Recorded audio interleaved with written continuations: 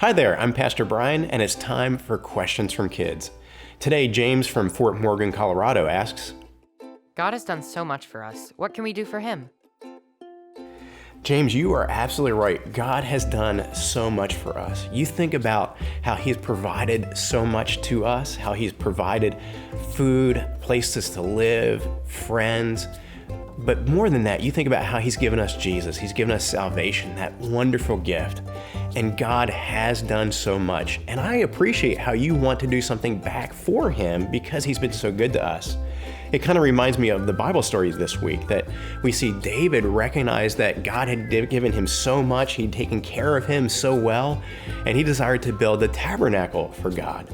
But we know that God said no, it was not going to be David who built the tabernacle, it'd be his son Solomon.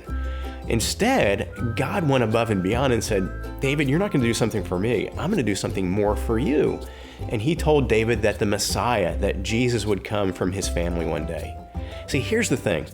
It is right and good for us to recognize all the good things that God has done. But what we want to have happen in our hearts and our minds is that drives us toward thankfulness, that we are grateful for what God has done and that we're just in awe, that we're just blown away how good God is to us, even though we don't deserve it.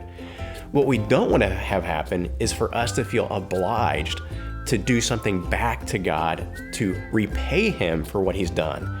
That is really misunderstanding God's heart, and it's misunderstanding God's grace. God gives us all these things because He's good. There's nothing we can do to repay Him. And if we try to repay Him, what we're doing is we're saying, God, I don't want to accept your grace. I want to make a deal with you. I want to make an arrangement with you, and you pay me something and I'll pay you back. And that puts us as equals to God, and we are not equals. So here's what I want you to do this week. When you think about how good God has been to you, think about how much He's given you, how much He's provided for you. I want you just to be thankful. I want you to be grateful in your heart, and that's it. Just sit in that for a few minutes. Just think about how God is so amazing. Think about how much He loves you, and let that develop love in your heart back for Him. And let that love and gratitude motivate you to live for Him this week.